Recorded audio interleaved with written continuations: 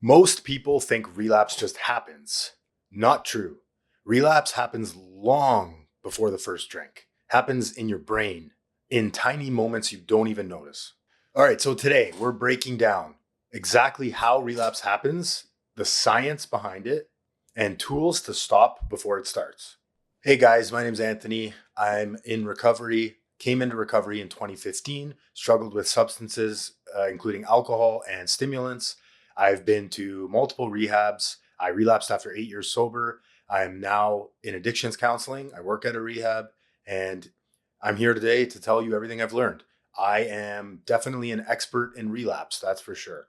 I've had a few of them. I've studied them. I've spent a long time analyzing what went wrong, and now I'm going to bring it to you, as well as a little bit of science behind it, and then the stages of relapse I'm going to talk about. I'll also throw in a little bit about my last relapse and how it happened. And so that you don't have to, you can avoid this going forward. Because I'll tell you right now, I don't recommend relapse to anybody. But if it's going to get you into recovery faster, it could be a good thing. And for me, it was a good thing because I did learn a lot about myself. Most importantly, that I have lost my right to chemical peace of mind. I cannot safely use outside things to change my insides. And I'll do it all the time. I'll do it with gambling. I'll do it with relationships. I'll do it with food. I use outside things to change my insides. My goal today isn't to shame anybody. I'm going to explain relapse in a way that maybe it'll finally make sense for you. And then maybe you can avoid it and save yourself the mental anguish and others around you the pain of having to watch you go through that again. I'm going to talk about how recovery is a process and not necessarily an event. It doesn't just happen overnight. These things have been brewing up for a while. You emotionally relapse before you physically relapse, in my experience. And that most people relapse not because they're weak, but just they don't have the tools. I didn't have the tools to look for certain things before it happened. And then also, it's one thing to have the tools to know what to look for before it happens. It's another thing to do something about it, right? To call someone and tell them you want to drink, or to go to that meeting that you really don't want to go to because you're ashamed you're feeling this way. So I'm going to talk about the 3 phase model, and starting with phase 1, emotional relapse. Nobody really talks about this phase because it's not obvious and a lot of people don't know that they're there. Nothing really looks wrong from the outside. It's sort of like the duck, right? You're the duck swimming. Everything looks good on the surface, but underneath you're paddling like a fucking madman. So the key point here is you're not physically using yet. You're not even thinking about using or drinking yet. That's the key point. It hasn't even crossed your mind, right? You're not thinking. Most people relapse, in my experience. I relapsed when I wasn't thinking about relapsing. A lot of people also relapse when they think they're immune to relapse, right? And I have some sober time now. I'm good. I'm cured. I'm fixed. I'm immune to relapse. Very dangerous place to be. Huge red flag if you catch yourself feeling or thinking like. So the important part here is your behaviors are creating the conditions for the relapse. Some signs that you're in this phase: poor sleep, isolating, skipping meetings, support groups, irritability, restlessness, bottling your emotions, right? Stuffing it down, and saying I'm fine when really you need help. So emotional relapse is essentially disconnecting. You're disconnecting from your recovery behaviors, your recovery tools, right? Those habits that you've built up until this point. It could be slowly, one by one. You stop going to a meeting here or there. You stop calling somebody here and there. You stop talking about certain things you used to talk about with other people. And so the nervous system moves into fight, flight, freeze, or fawn, which is an emotional response to stress. And people look for relief. So an example of this stage for me was, I was 3 months sober after relapsing after 8 years. I came back in, went to a rehab in Utah, and I was 3 months sober. And I've talked about this before, but I was driving home from the cottage and I just felt emotionally distraught, right? I was just drained. I felt bored. I felt depressed. I felt alone. And I stopped doing the recovery things that I had done to bring me to that point. I was living at a sober house and I didn't hang out with the guys at the sober house, right? I didn't stay close to my recovery community. I was more focused on other things. I remember even going to a Blink 182 concert that night, and I didn't drink that night, but it was the first time in a while that I actually craved a drink. I was thinking about beer, I was thinking about drinking, I was thinking about fixing my insides, right? I'm going to I need some kind of relief. I was looking for relief. And I talked about it with people, but I didn't follow up with the action after and continue to do the recovery things after the. So phase two, this is mental relapse. So first was emotional, now mental we're talking. This is the sort of internal war, the battle that you have in your head.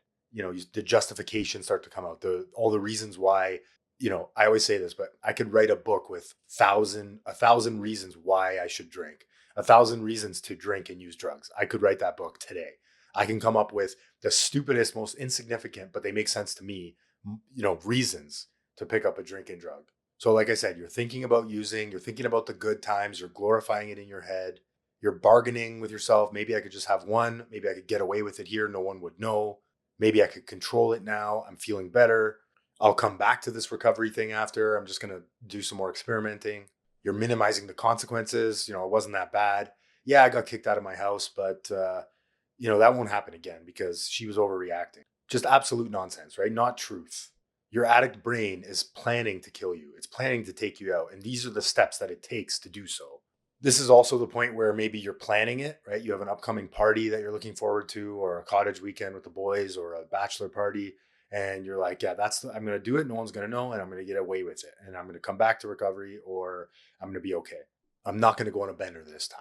This time will be different, right? Pure insanity, doing the same thing, expecting different results.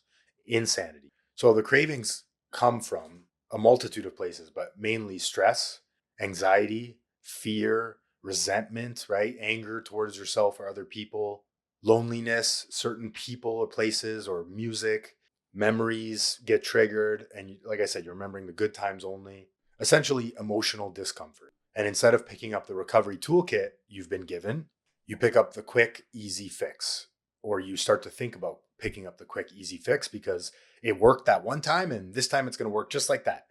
Cocaine solved my problems and made me happy and feel euphoric for 3 minutes that one time. It'll last longer this time. Insanity. And when you're under stress too, the other thing to note is the emotional stress, the feelings, the overwhelming feelings, your dopamine levels are attracted to the shortcut, right? The easy, quick fix, the band-aid solution, the line of Coke, the drink, the pill, whatever your thing is. Your brain remembers that was a quick fix. And so scientifically, it's really hard to reverse and snap out of that. But you can. It is possible. And I've done it. I do it often, actually. I still get thoughts today, almost 11 months clean and sober again. I still get memories of the good times of like having a lot of drugs on me and the feelings of freedom, illusory freedom, I call it, that we had, right? This feeling of illusory freedom that drugs and alcohol gave us, where I don't have to be an adult today. I miss that when really we all know how it ends up. It's not fun. It's not ideal. The people around you hurt. You hurt. It leads to pure chaos and pain every single time. So when you find yourself arguing with yourself, justifying it, coming up with crazy, irrational ideas to relapse or to use, that's when it's a red flag. Notice that, talk about it. You can reverse that pattern. I do all the time, like I said. Something that helps me a lot too is just laughing about it with other people, right? Or even at yourself, like, oh, I'm doing that thing again. My addict brain is back. He's doing that thing again. These things work, right? Start to label it for what it is. It's an emotion, and that's it. It doesn't have to become an action or a behavior. All right, phase 3, physical relapse. So this is the final stage. There's a lot of different ideas for different phases, and some of them have 5 phases, 4 phases. This is just a basic 3-phase framework that I like to deal with because it's simple and I like simple. So this is the result, not the beginning. You've actually gone and picked up and done the drugs or alcohol. So at this point, you've already made the decision, you've picked up, and the earlier 3 phases have already weakened your ability to choose. You're kind of past the point of no return, right? Where no, I've made my decision, I'm going to do it, and I don't care about the consequences. I'll sweep it under the rug, right? That was me for a long time. I used to do that all the time.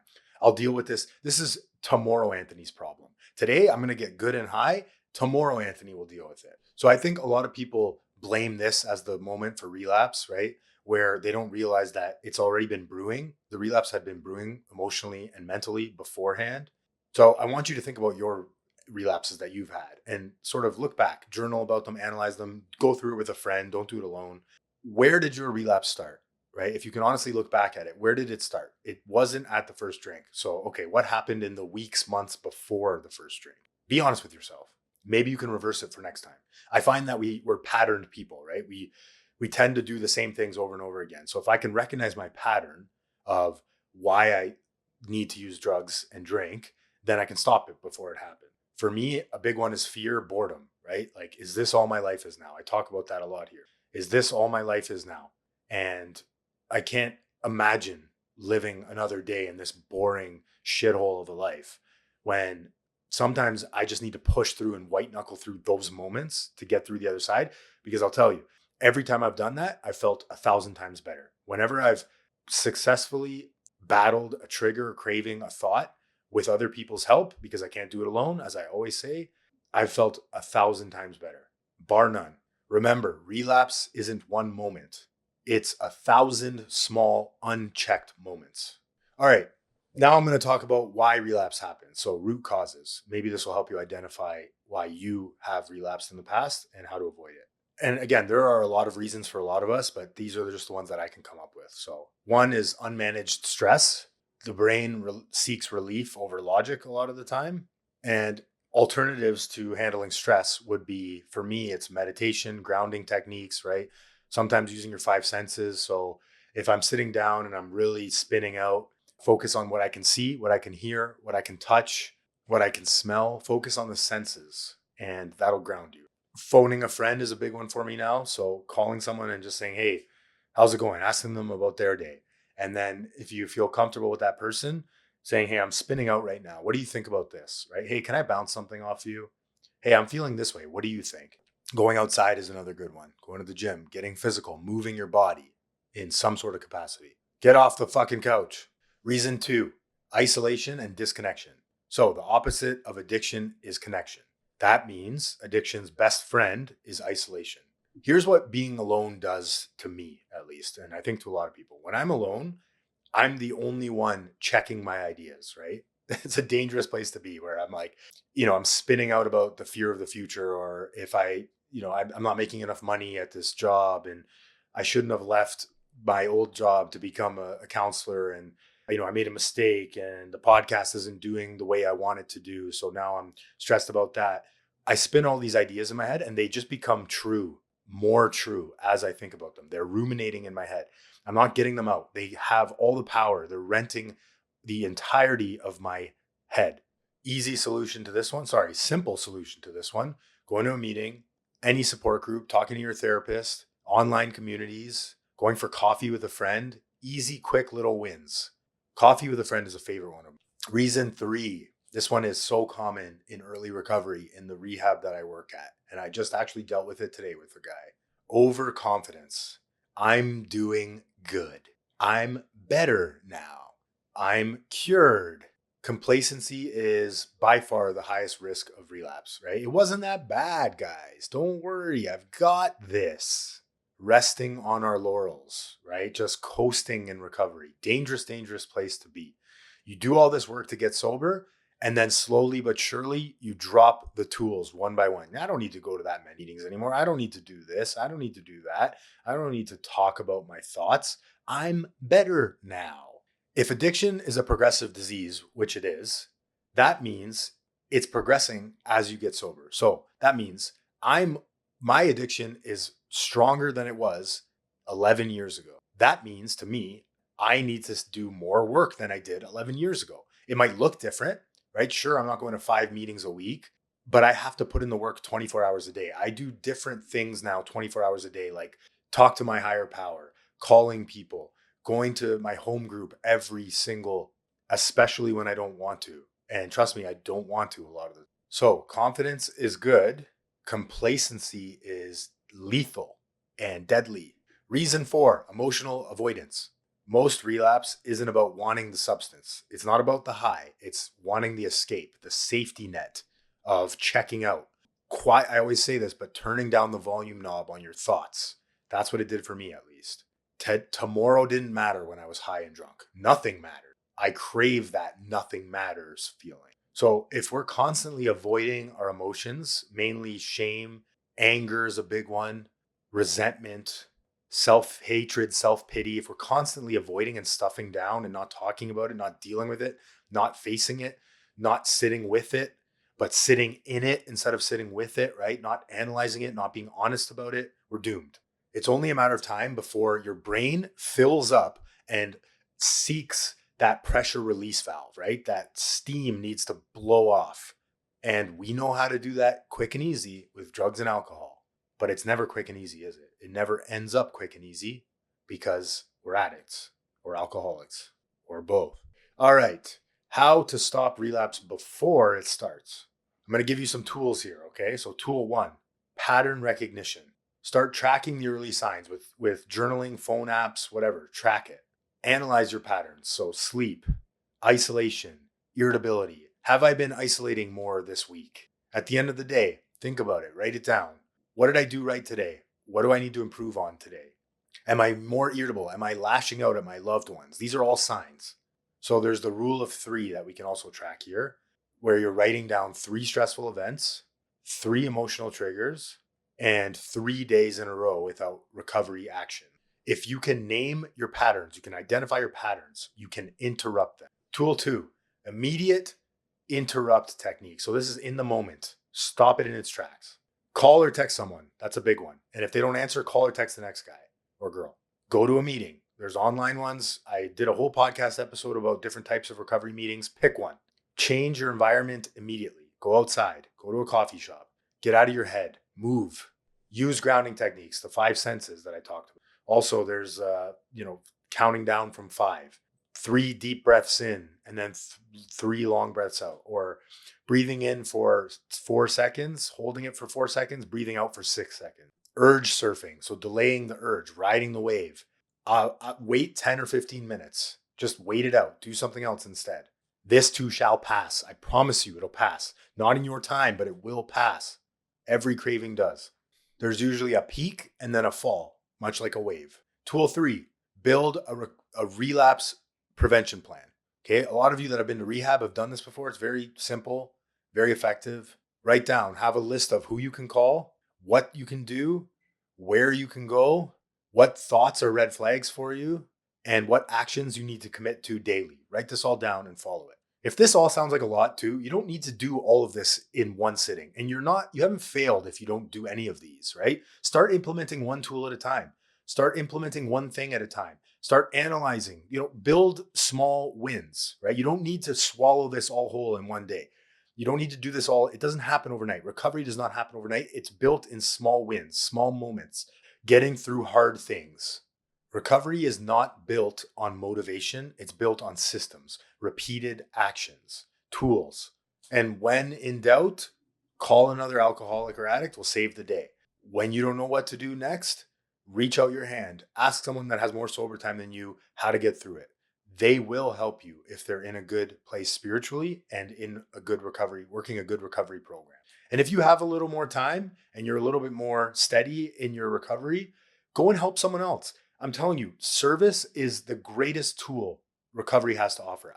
Bar none. Being of service to somebody else gets you out of your shit and into their shit. When I'm sitting down next to another guy who's struggling or in recovery, I'm not thinking about my problems. I'm not thinking about myself. I'm listening to them. I'm trying to help them. I'm being of service. Try it. It works. Relapse can be a part of recovery, but it does not have to be. When I first went into rehab at 23, I stayed sober and clean for 8 years without one slip, one relapse. And then I did. I didn't think I was going to relapse. And as my therapist always says, relapse happens when you're not thinking about relapse. So be honest with yourself, analyze these things, think about the tools I've given you today, start to look back on your past relapses and analyze them. Don't sit in it and obsess over it. Don't beat yourself up about it. That's the other thing. You're of no use to yourself or anyone if you're beating yourself up about relapsing. It's not failure. It can be a part of the process. For me, relapsing after 8 years, coming back in was the hardest fucking thing I've ever done. Admitting to my friends who have known me as the sober guy for 8 years that I relapsed, I thought I lost it all. You don't lose it all. You can jump back on the horse any moment. That's the best part about recovery is when I'm falling off the beam a little bit, when I'm falling off the horse, I can get back on within seconds. falling off, in my experience, takes a little bit more longer of a time, right? But I can immediately jump back on the recovery saddle today, right now, one thing at a time. I've had many relapses in my life, 3 major ones. I've learned something from every single one of them. Let your relapse be an enhancement to your recovery. Let it be an opportunity for growth, not a failure. Learn from it. Your plan maybe was broken. Maybe your plan wasn't the right plan for you. Revise that plan, rewrite the story, and push forward. Be of service, help others. You can get through this. Push through the tough moments. Ask for help. Do the next right thing. If you can't do the next right thing, do the next thing right. Okay, guys, thanks so much for being here today. I am so appreciative of all of you. The holidays are coming. It's a tough time. Send me a message if you want me to talk about anything specific. I will do so. Please, please, please, if you like the podcast, subscribe, follow, rate the podcast. That is the best payment I could receive from you. It helps me, it helps my family. I appreciate you. I love you. Enjoy the holidays. Pay it forward, the gift that was freely given to you. And just remember this: you don't have to drink or use drugs today. You don't have to. I know it feels sometimes like you do have to. It does get easier, it does get better, and then it gets worse, and then it gets better, and then it gets worse. But it is so fucking worth it. You are worth it.